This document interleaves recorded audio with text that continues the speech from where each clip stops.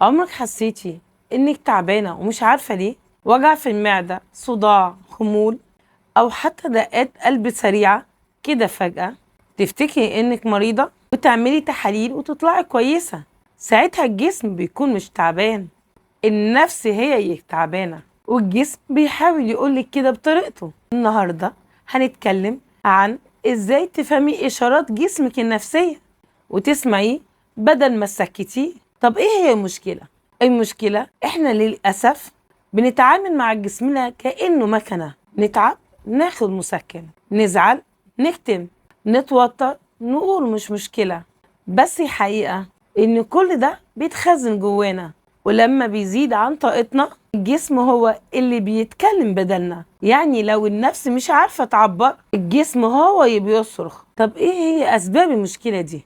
اول حاجة كبت، لما تزعلي وتسكتي او تتعصبي وتبتسمي عشان ما تضايقيش حد، كل ده بيتراكم جوه الجسم. بتلاقي بعد كده وجع، صداع، مغص، خمول، مش لانك ضعيفة لكن لانك مش سامعة نفسك.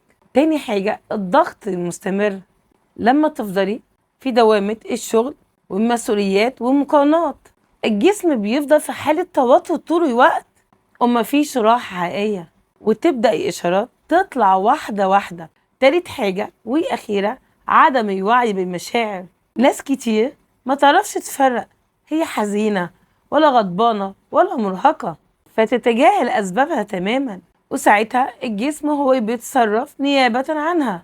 التحليل العلمي للمشكلة دي إن الجسم أصدق من الكلام، هو ما بيكدبش. لما تبقي متضايقة من حد ومش قادرة تعبري، تحسي بخنقة أو وجع في صدرك. لما تبقي مضغوطة تلاقي معدتك بتوجعك أو نفسك ضيق. ولما تبقي حاسة إنك شايلة هم الدنيا، تحسي بوجع في كتفك أو في رقبتك.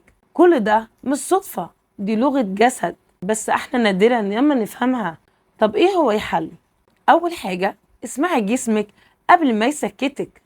كل ما تحسي بوجع قبل ما تاخدي دواء اسألي نفسك أنا متضايقة من إيه مؤثر عليا اليومين دول؟ ممكن الإجابة تكون نفسيا مش جسدية. تاني حاجة التنفس الهادي، لما تحسي بتوتر أو وجع خدي نفس عميق وطلعيه بهدوء. كرري كذا مرة هتلاقي جسمك بيبدأ يهدى كأنه بيقولك أهو كده تمام. تالت حاجة طلعي جواكي، مش لازم بالكلام، ممكن بالكتابة، بالبكاء، بالرسم، بأي طريقة تريحك. المهم ما تسيبيش المشاعر مكبوتة جواكي. رابع حاجة اهتمي براحتك النفسية، الراحة مش كسل، الراحة علاج. اقعدي مع نفسك، اسكتي شوية، اسمعي جسمك، هو عارف انتي محتاجة ايه اكتر من اي حد. الخلاصة جسمك مش عدوك ولا ضعيف، هو مراية لنفسك. كل ما تكوني متصالحة وهادية من جوه هتلاقي هو كمان هادي ومرتاح. اسمعي إشارات قبل ما تتحول لصوت عالي، وافتكري دايما اللي بيسمع جسمه بدري بيحافظ على نفسه أكتر. وبس كده، كان معاكم دكتورة أمل دانيال، دكتوراه في الصحة النفسية. سلام.